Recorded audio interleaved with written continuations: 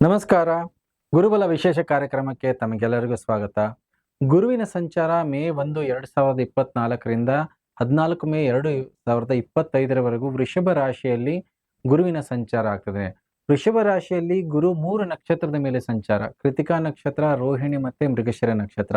ಈ ಒಂದು ವರ್ಷಗಳ ಕಾಲ ಈ ಗುರುವಿನ ಸಂಚಾರ ಇರುತ್ತೆ. ಮೊದಲು 4 ತಿಂಗಳ ಕಾಲ ಕೃತಿಕಾ ನಕ್ಷತ್ರದಲ್ಲಿ, ಅದಾದ ನಂತರ 5 ತಿಂಗಳ ಕಾಲದಲ್ಲಿ ರೋಹಿಣಿ ನಕ್ಷತ್ರದ ಮೇಲೆ, ಮತ್ತೆ ಅದಾದ ನಂತರ 3 ತಿಂಗಳ ಕಾಲದಲ್ಲಿ ಮೃಗಶಿರ ನಕ್ಷತ್ರದ ಮೇಲೆ ಸಂಚಾರ ಆಗ್ತಾನೆ ಸಿಂಹ ರಾಶಿ, ಸಿಂಹ ಲಗ್ನದವರಿಗೆ. ಈ ಸಿಂಹ ರಾಶಿ, ಸಿಂಹ ಲಗ್ನದವರಿಗೆ ಗುರುವಿನ ಬಲ ಕ್ಷೀಣಿಸ್ತಾ ಇದ್ರೆ, ಆದರೆ ಗುರು ದಶಮ ಸ್ಥಾನಕ್ಕೆ ಸಂಚಾರ ಆಗ್ತಾನೆ. ಗುರು ದಶಮದಲ್ಲಿ ಸ್ಥಿತನಾದ್ರೂ ಕೂಡ ಸುಮಾರಷ್ಟು ಉತ್ತಮವಾದಂತಹ ಫಲಗಳನ್ನ ಸಿಂಹ ರಾಶಿ, ಸಿಂಹ ಲಗ್ನದವ್ರು ನೋಡ್ಬೋದು. ಗುರು ಎಲ್ಲಿ ಸ್ಥಿತನಾಗಿರ್ತಾನೋ ಅಲ್ಲಿಂದ ಅವನು ತನ್ನ 3 ದೃಷ್ಟಿಗಳನ್ನ ನೋಡ್ತಾನೆ. ಒಂದು, ನಿಮ್ಮ ಧನ ಹಣಕಾಸಿನ ಸ್ಥಿತಿ ಮೇಲೆ ಅವನ ದೃಷ್ಟಿ ಇರುತ್ತೆ. ಎರಡನೇದು, ನಿಮ್ಮ ಒಂದು ಸುಖ ಸೌಕರ್ಯಗಳಾಗಿರ್ಬೋದು, ಕುಟುಂಬ ಆಗಿರ್ಬೋದು, ಭೂಮಿ ಮೇಲೆ ಅವನ ದೃಷ್ಟಿ ಇರುತ್ತೆ. ಮೂರನೇದು, ನಿಮ್ಮ ವೃತ್ತಿ, ಪೈಪೋಟಿ, ದುಡ್ಡು ಕಾಸಿನ ವಿಚಾರ ಮತ್ತೆ ಉದ್ಯೋಗದಲ್ಲಿ ಪ್ರಗತಿ ಆಗುವಂತದ ಮೇಲೆ ದೃಷ್ಟಿ ಇರುತ್ತೆ. ಗುರುವಿನ ದೃಷ್ಟಿ ಎಲ್ಲಿರುತ್ತೆ ನೋಡಿ, ಅಲ್ಲಿ ವೃದ್ಧಿಯನ್ನ ಮಾಡ್ತಾನೆ ಗುರು. ಜೊತೆಗೆ ದಶಮ ಸ್ಥಾನದಲ್ಲಿ ಅಂದ್ರೆ ನಿಮ್ಮ ಹೆಸರು, ಕೀರ್ತಿ, ಗೌರವ, ಇದರ ಮೇಲೆ ನಿಮಗೆ ಹೆಚ್ಚಿನ ಒಂದು ಇಂಪಾರ್ಟೆನ್ಸ್ ಅನ್ನ ಕೊಡ್ತಾನೆ ಬರುವಂತಹ ವರ್ಷವಿಡೀ. ಗುರು ಸಿಂಹ ರಾಶಿ, ಸಿಂಹ ಲಗ್ನದವರಿಗೆ ನೋಡಿ, ಪಂಚಮಾಧಿಪತಿ ಮತ್ತೆ ಅಷ್ಟಮಾಧಿಪತಿಯಾಗಿ ದಶಮ ಸ್ಥಾನದ ಸಂಚಾರ ಸುಮಾರಷ್ಟು ಬದಲಾವಣೆಗಳನ್ನ ತಂದು ಕೊಡುವಂತಹ ವರ್ಷವಾಗಿರುತ್ತೆ ಗುರುವಿನಿಂದ. ನೋಡಿ, ಗುರು ಮೊದಲ 4 ತಿಂಗಳ ಕಾಲ ಕೃತಿಕಾ ನಕ್ಷತ್ರದ ಮೇಲೆ ಸಂಚಾರ ಮಾಡುವಾಗ ಮುಖ್ಯವಾಗಿ ಇದು ನಿಮ್ಮ ಒಂದು ವೈಯಕ್ತಿಕವಾದಂತಹ ವ್ಯಕ್ತಿತ್ವ, ನಿಮ್ಮ ಜ್ಞಾನ, ನಿಮ್ಮ ಸ್ಟೇಟಸ್ ಆಗಿರ್ಬೋದು, ನಿಮ್ಮ ಹೆಸರು, ಕೀರ್ತಿ, ಗೌರವ ಆಗಿರ್ಬೋದು, ನಿಮ್ಮ ಸ್ವಂತದ ವ್ಯಾಪಾರ ವ್ಯವಹಾರಗಳಾಗಿರ್ಬೋದು, ಜೊತೆಗೆ ನಿಮ್ಮ ಒಂದು ಸಾಧನೆಗಳಾಗಿರ್ಬೋದು, ಮತ್ತೆ ಪ್ರಾಕ್ಟಿಕಲ್ ಆಗಿ ಇಂಪ್ಲಿಮೆಂಟ್ ಮಾಡುವಂತಹ ವಸ್ತುಗಳಾಗಿರ್ಬೋದು, ಅದರ ಮೇಲೆ ಹೆಚ್ಚಿನ ಒಂದು ಪ್ರಮಾಣ ಬೀರ್ತಾನೆ ಗುರುವಿನಿಂದ. ಗುರುಬಲ ಇಲ್ಲ ಅಂದ್ರೂ ಕೂಡ ಗುರು ನಿಮಗೆ ನೋಡಿ ನಿಮ್ಮ ಒಂದು ನೇಮ್ ಫೇಮ್ಗೆ ಒಂದು ವರ್ಚಸ್ಸನ್ನ ಬೆಳವಣಿಗೆ ಮಾಡ್ಕೊಳ್ಳಕ್ಕೆ ಅತಿಯಾದಂತಹ ಶ್ರಮವನ್ನ ಮಾಡ್ತಾನೆ. ಜೊತೆಗೆ ನೋಡಿ, ನಿಮ್ಮ ಒಂದು ಕುಟುಂಬ ಸ್ಥಾನ, ನಿಮ್ಮ ಬ್ಯಾಂಕ್ ಬ್ಯಾಲೆನ್ಸ್ ವೃದ್ಧಿ ಮಾಡೋದಕ್ಕೆ, ಮತ್ತೆ ನಿಮಗೆ ಆದಾಯದ ಮೂಲಗಳನ್ನ ವೃದ್ಧಿ ಮಾಡ್ಕೊಳ್ಳಕ್ಕೆ ಎಲ್ಲೋ ಒಂದು ರೀತಿಯಲ್ಲಿ ಪ್ರಚೋದನೆಯನ್ನ ಮಾಡ್ತಾನೆ ಮೊದಲ 4 ತಿಂಗಳ ಕಾಲ. ಗುರು ನಿಮಗೆ ಅತಿಯಾದಂತಹ ಸ್ವಾಭಿಮಾನಿ, ಮತ್ತೆ ನಿಮ್ಮ ಒಂದು ಶ್ರಮಜೀವಿ ಆಗಿರ್ಬೋದು, ನಿಮ್ಮ ಜ್ಞಾನದಲ್ಲಿ ವೃದ್ಧಿ ಮಾಡುವಂತದ್ದಾಗಿರ್ಬೋದು, ಮತ್ತೆ ಹೋದ ಕಡೆ ಎಲ್ಲ ನಿಮಗೆ ಹೆಚ್ಚಿನ ಗೌರವ, ಪ್ರಶಂಸೆ ಕೂಡ ತಗೊಂಡ್ಬರ್ತಾನೆ. ಆದರೆ ಅತಿಯಾದಂತಹ ಕೆಲಸದ ಒತ್ತಡಗಳಾಗಿರ್ಬೋದು, ಮತ್ತೆ ಸಮಸ್ಯೆಗಳನ್ನ ಪದೇ ಪದೇ ಎದುರಿಸುವಂತದ್ದು, ಆ ಸಮಸ್ಯೆಗಳನ್ನ ಬಗೆಹರಿಸುವಂತಹ ಜವಾಬ್ದಾರಿ ಮತ್ತೆ ಆ ಒತ್ತಡ ನಿಮ್ಮ ಮೇಲಿರುತ್ತೆ. ಸೊ ಹಾಗಾಗಿ ನಿಮ್ಮ ಒಂದು ಸಾಮರ್ಥ್ಯವನ್ನ ಪರೀಕ್ಷೆ ಮಾಡುವಂತಹ ವರ್ಷವಾಗಿರುತ್ತೆ. ಮೊದಲ 4 ತಿಂಗಳ ಕಾಲ ಈ ರೀತಿಯ ಫಲಗಳನ್ನ ನೋಡ್ಬೋದು. ಗುರು ನಿಮ್ಮ ಸುಖ ಸೌಕರ್ಯಗಳ ಮೇಲೂ ಕೂಡ ಪ್ರಭಾವ ಬೀರ್ತಿದ್ದಾನೆ. ಈ ಬರುವಂತಹ ವರ್ಷಗಳಲ್ಲಿ ನಿಮ್ಮ ಹಣಕಾಸು, ನಿಮ್ಮ ಕುಟುಂಬದ ವೃದ್ಧಿಯ ಜೊತೆಗೆ ನಿಮ್ಮ ಒಂದು ಭೂಮಿ, ವಾಹನಗಳಾಗಿರ್ಬೋದು, ನಿಮ್ಮ ಒಂದು ಸುಖ ಸೌಕರ್ಯಗಳಲ್ಲಿ ವೃದ್ಧಿ ಮಾಡುವಂತದ್ದಾಗಿರ್ಬೋದು, ಹಣಕಾಸಿನ ಆದಾಯ ಸ್ಥಿರವಾಗಿರಕ್ಕೆ ಹೆಚ್ಚಿನ ಒಂದು ಇನ್ವೆಸ್ಟ್ಮೆಂಟು, ಹೂಡಿಕೆ, ಅದರ ಬಗ್ಗೆ ಹುಡುಕಾಟಗಳು, ಮತ್ತೆ ಆ ಸಂಬಂಧಪಟ್ಟಂತ ವಿಚಾರದಲ್ಲಿ ಲೋನ್ಸ್‌ಗಳನ್ನ ತಗೊಳ್ಬೇಕಾದಂತ ಒಂದು ಮಾನಸಿಕ ಸ್ಥಿತಿ ಆಗಿರ್ಬೋದು, ಆ ನಿಟ್ಟಿನಲ್ಲಿ ನಿಮ್ಮ ಪ್ರಯತ್ನ ಇರುತ್ತೆ ಮೊದಲ 4 ತಿಂಗಳ ಕಾಲ. ಗುರು ಯಾವಾಗ ರೋಹಿಣಿ ನಕ್ಷತ್ರದ ಮೇಲೆ ಸಂಚಾರ ಆಗ್ತಾನೆ 5 ತಿಂಗಳ ನಂತರ, ಆ 5 ತಿಂಗಳವರೆಗೂ ಏನಾಗುತ್ತೆ, ಗುರು ಚಂದ್ರನ ನಕ್ಷತ್ರದ ಮೇಲೆ ಸಂಚಾರ ಮಾಡುವಾಗ ಸುಮಾರಷ್ಟು ಎಕ್ಸ್‌ಪ್ಯಾನ್ಷನ್ ಅನ್ನ ಮಾಡ್ತೀರಾ. ನಿಮ್ಮ ವ್ಯವಹಾರಗಳಲ್ಲಿ, ನೀವು ಮಾಡುವಂತ ಕೆಲಸ ಕಾರ್ಯಗಳಲ್ಲಿ ಬದಲಾವಣೆಗಳನ್ನ ಮಾಡುವಂತದ್ದಾಗಿರುತ್ತೆ. ನಿಮ್ಮ ಇರುವಂತಹ ವೃತ್ತಿಯಲ್ಲಿ ಬದಲಾವಣೆಗಳನ್ನ ನೋಡೋದಾಗ್ಲಿ, ಪ್ರಮೋಷನ್ ಆಗಿ ನಿಮ್ಗೆ ಬೇರೆ ಕಡೆ ಬದಲಾವಣೆ ಆಗೋದು, ಇಲ್ಲ ಅಂದ್ರೆ ಉದ್ಯೋಗವನ್ನ ರಿಸೈನ್ ಮಾಡಿ ಬೇರೆ ಕಡೆಗೆ ಹೋಗುವಂತಹ ಒಂದು ಅವಕಾಶಗಳು ಮತ್ತೆ ಯೋಗಗಳು ಕೂಡ ಇರುತ್ತೆ. ನೀವು ಹೋದಲ್ಲಿ ಹೆಚ್ಚಿನ ಜವಾಬ್ದಾರಿ, ಬೇರೆಯವರು ಮಾಡುವ ಕೆಲಸ ನೀವೇ ಮಾಡಬೇಕಾದಂತದ್ದು, ಮತ್ತೆ ಸ್ವಂತದ ವ್ಯಾಪಾರ ವ್ಯವಹಾರಗಳನ್ನ ಯಾರು ಮಾಡ್ತಿರ್ತಾರೋ ಅಂಥವರು ಹೆಚ್ಚಿನ ಒಂದು ಇನ್ವೆಸ್ಟ್ಮೆಂಟು, ಅವ್ರ ಬಿಸ್ನೆಸ್ ಎಕ್ಸ್ಪ್ಯಾಂಡ್ ಮಾಡ್ತಾರೆ. ಅಂದ್ರೆ ಬೇರೆ ಬೇರೆ ಕಡೆಗೆ ಹೂಡಿಕೆಯನ್ನ ಮಾಡುವಂತದ್ದು ಅವಕಾಶಗಳು ಕೂಡ ಇರುತ್ತೆ. ಇದರಲ್ಲೂ ಕೂಡ ಕೆಲವೊಂದು ಎಚ್ಚರಿಕೆಯನ್ನು ವಹಿಸ್ಕೋಬೇಕಾಗತ್ತೆ.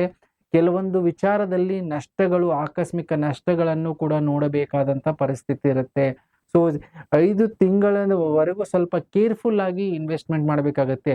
ಸುಮಾರಷ್ಟು ಭೂಮಿ ಸಂಬಂಧಪಟ್ಟಂತ ವಿಚಾರಗಳಾಗಿರ್ಬೋದು, ಕೌಟುಂಬಿಕ ಕಲಹಗಳಾಗಿರ್ಬೋದು, ಆರೋಗ್ಯದಲ್ಲಿ ಸ್ವಲ್ಪ ಮಟ್ಟಿಗೆ ಗಮನವನ್ನ ಕೊಡಬೇಕು. ಕುಟುಂಬದಲ್ಲಿ ಹಿರಿಯರ ಆರೋಗ್ಯವಾಗಿರ್ಬೋದು, ನಿಮ್ಮ ಕುಟುಂಬದ ಆರೋಗ್ಯ ಆಗಿರ್ಬೋದು, ಎಲ್ಲೋ ಒಂದು ರೀತಿಯಲ್ಲಿ ವ್ಯತ್ಯಾಸಗಳಾಗಿರ್ಬೋದು, ಆಸ್ಪತ್ರೆ ಓಡಾಟಗಳು ಕೂಡನು ನೋಡುವಂತಹ ಸಾಧ್ಯತೆ ಇರುತ್ತೆ ಆ ಹಂತದಲ್ಲಿ.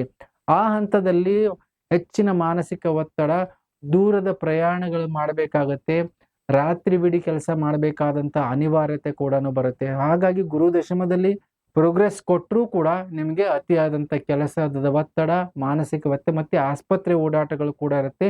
ಆರೋಗ್ಯದಲ್ಲಿ ಏರುಪೇರುಗಳನ್ನ ನೋಡುವಂತದ್ದಾಗಿರುತ್ತೆ. ಸ್ವಲ್ಪ ಮಾನಸಿಕ ವ್ಯಥೆ, ದುಃಖ ಕೂಡನು ಪಡಬೇಕಾದಂತ ಪರಿಸ್ಥಿತಿ ಇರುತ್ತೆ.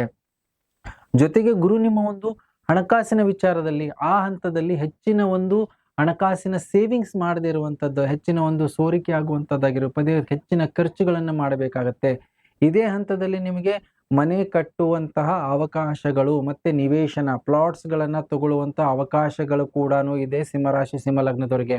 ವಾಹನಗಳ ಖರೀದಿಯನ್ನ ಮಾಡುವಂತದ್ದು ಯೋಗಗಳಿದೆ ಸಿಂಹರಾಶಿಯವರಿಗೆ ಬರುವಂತ ವರ್ಷದಲ್ಲಿ. ಸೊ ಹಾಗಾಗಿ ಎಷ್ಟು ಶ್ರಮಪಟ್ಟು ಕೆಲಸ ಮಾಡ್ತೀರೋ ಅಷ್ಟು ಅದ್ಭುತವಾದಂತಹ ಒಂದು ಪ್ರಗತಿಯನ್ನ ಕಾಣ್ತೀರಾ. ಮುಖ್ಯವಾಗಿ ನಿಮ್ಮ ಒಂದು ಸಾಲದ ಹೊರೆಯನ್ನ ತೀರಿಸಿಕೊಳ್ಳುವಂತಹ ಒಂದು ಅವಕಾಶಗಳು ಕೂಡ ಇದೆ.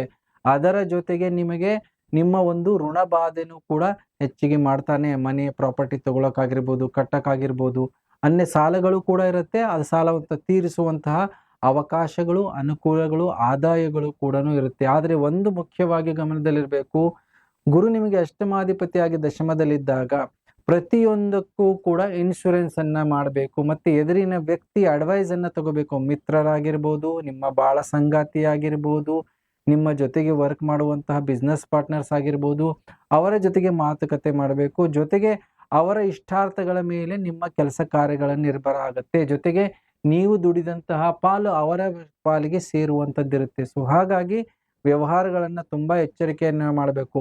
ಶಾರ್ಟ್ ಕಟ್ ಅರ್ನಿಂಗ್ ಆಗಿರ್ಬೋದು, ಮತ್ತೆ ಶಾರ್ಟ್ ಕಟ್ ಬೆಟ್ಟಿಂಗ್ ಇಂದ ಆಗಿರ್ಬೋದು, ಗ್ಯಾಮ್ಲಿಂಗ್ ಆಗಿ ದುಡ್ಡು ಕಾಸಿನ ಒಂದು ಮಾನಸಿಕ ಸ್ಥಿತಿ ಇರುತ್ತೆ. ಅಂತ ವಿಚಾರದಲ್ಲಿ ಸ್ವಲ್ಪ ದೂರವಿದ್ದಷ್ಟು ಒಳ್ಳೆಯದು.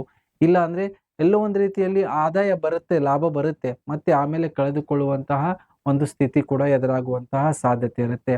ಯಾವಾಗ ನಿಮಗೆ ನೋಡಿ ಗುರು ನಿಮ್ಮ ಮಂಗಳನ ನಕ್ಷತ್ರ ಮೃಗಶಿರ ನಕ್ಷತ್ರದ ಮೇಲೆ ಸಂಚಾರ ಮಾಡ್ತಾನೆ, ಅಲ್ಲಿ ನಿಮ್ಮ ಒಂದು ಹಿರಿಯರ ತಂದೆ ತಾಯಿ ಆಗಿರ್ಬೋದು, ನಿಮ್ಮ ಒಂದು ಕುಟುಂಬದವರ ಅನುಗ್ರಹ ಆಗಿರ್ಬೋದು, ಸುಖ ಸೌಕರ್ಯಗಳಾಗಿರ್ಬೋದು, ಸುಮಾರಷ್ಟು ದಿನಗಳಿಂದ ಅಂದುಕೊಂಡಂತ ಕೆಲಸಗಳಾಗಿರ್ಬೋದು, ಅದೆಲ್ಲ ಈಡೇರುವಂತದ್ದಿರುತ್ತೆ. ಶುಭ ಕಾರ್ಯಗಳಾಗಿರುತ್ತೆ.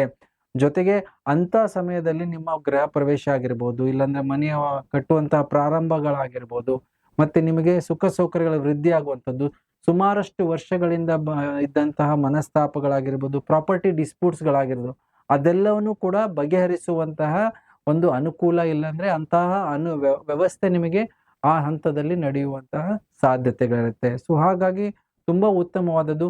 ಜೊತೆಗೆ ನೋಡಿ, ನೀವು ಇವಾಗ ಆರಂಭ ಮಾಡಿದಂತಹ ಕೆಲಸ ಕಾರ್ಯಗಳು, ಗುರು ಷಷ್ಠ ಸ್ಥಾನದ ಮೇಲೆ ದೃಷ್ಟಿ ಇದೆ, ಪ್ರಗತಿಯನ್ನು ಕೂಡ ಕೊಡ್ತಾನೆ ನಿಮಗೆ. ಆದರೆ ಹೆಚ್ಚಿನ ಒಂದು ಕೆಲಸದ ಒತ್ತಡ ಮತ್ತೆ ಋಣವನ್ನು ಕೂಡ ಮಾಡಿಸ್ತಾನೆ. ಹಾಗಾಗಿ ಇಂಡಿಪೆಂಡೆಂಟ್ ಆಗಿ ಯಾರು ಬಿಸ್ನೆಸ್ ಅನ್ನ ಮಾಡಬೇಕು ಅನ್ನುವಂತಹ ಯೋಚನೆಗಳಿದ್ರೆ ಸ್ವಲ್ಪ ಮಟ್ಟಿಗೆ ಕೂಲಂಕುಷವಾಗಿ ವ್ಯವಹಾರದ ಬಗ್ಗೆ ಪರಿಶೀಲನೆ ಮಾಡಿ ಅದನ್ನ ಮಾಡೋದು ಒಳ್ಳೆಯದು. ಮ್ಯಾನುಫ್ಯಾಕ್ಚರಿಂಗ್ ಆಗಿರ್ಬೋದು, ಮಧ್ಯಸ್ಥಿಕೆ ವಹಿಸ್ಕೊಂಡು ಟ್ರೇಡಿಂಗ್ ಮಾಡೋದಾಗಿರ್ಬೋದು, ಮತ್ತೆ ವಾಹನಗಳಿಗೆ ಮತ್ತೆ ಭೂಮಿಗೆ ಸಂಬಂಧಪಟ್ಟಂತದ್ದಾಗಿರ್ಬೋದು, ಮೈನಿಂಗ್ಗೆ ಸಂಬಂಧಪಟ್ಟಂತದ್ದಾಗಿರ್ಬೋದು, ರಿಸರ್ಚ್ಗೆ ಸಂಬಂಧಪಟ್ಟಂತದ್ದಾಗಿರ್ಬೋದು, ಅಕಲ್ಟ್ ಸೈನ್ಸ್ ಯಾರು ಅಸ್ಟ್ರಾಲಜಿ ಆಗಿರ್ಬೋದು, ವಾಸ್ತು ಆಗಿರ್ಬೋದು, ಮತ್ತೆ ಇದನ್ನ ಯಂತ್ರ ಮಂತ್ರ ತಂತ್ರಗಾರಿಕೆಯಲ್ಲಿ ಯಾರಿರ್ತಾರೋ ಅಂಥವ್ರಿಗೆ ತುಂಬಾ ಉತ್ತಮವಾದಂತಹ ಯೋಗ ಗುರು ದಶಮದಲ್ಲಿದ್ದಾಗ. ಸೊ ಈ ನಿಟ್ಟಿನಲ್ಲಿ ನಿಮ್ಮ ಪ್ರಯತ್ನಗಳಿದ್ರೆ ತುಂಬಾ ಅದ್ಭುತವಾದಂತಹ ಫಲಗಳನ್ನ ನೀವು ನೋಡ್ಬೋದು. ಸೊ ಒಟ್ಟಾರೆ ಏನಾಗುತ್ತೆ ಅಂದ್ರೆ, ಗುರುವಿನ ಬಲ ನಿಮಗೆ ದಶಮ ಸ್ಥಾನದಲ್ಲಿದ್ದಾಗ, ಗುರು ಬಲ ಇಲ್ಲದೆ ಇದ್ರೂ ಕೂಡ ಸುಮಾರಷ್ಟು ಯೋಗಗಳು ತುಂಬಾ ಚೆನ್ನಾಗಿರುತ್ತೆ. ಆದ್ರೆ ಒಂದು ಗಮನದಲ್ಲಿ ಏನು ಅನಾನುಕೂಲತೆಗಳಾಗ್ಬೋದು ಅಂದ್ರೆ, ಸಾಲದ ಹೊರೆಗಳನ್ನ ಹೊರಬೇಕಾಗತ್ತೆ, ಬೇಡದೇ ಇರುವ ಅಪವಾದಗಳನ್ನ ನೋಡುವಂತಹ ಸಾಧ್ಯತೆಗಳಿರುತ್ತೆ. ಜಾಬ್ ಅಲ್ಲಿ ಬಲಪೂರ್ವಕವಾಗಿ ಬಿಡಲೇಬೇಕಾದಂತಹ ಒಂದು ಅನಿವಾರ್ಯ ಪರಿಸ್ಥಿತಿನೂ ಕೂಡ ಈ ಸಮಯದಲ್ಲಿ ನೋಡ್ಬೋದು.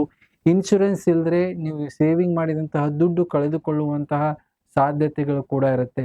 ಆದರೆ ಆದಾಯದ ಮಾರ್ಗಗಳು ಹೇಗೆ ಖರ್ಚಾಗುತ್ತೋ ಹಾಗೆ ಆದಾಯದ ಹೊಸ ಮಾರ್ಗಗಳು ಕೂಡ ನಿಮಗೆ ಆಡ್ ಆಗ್ತಾ ಹೋಗುತ್ತೆ.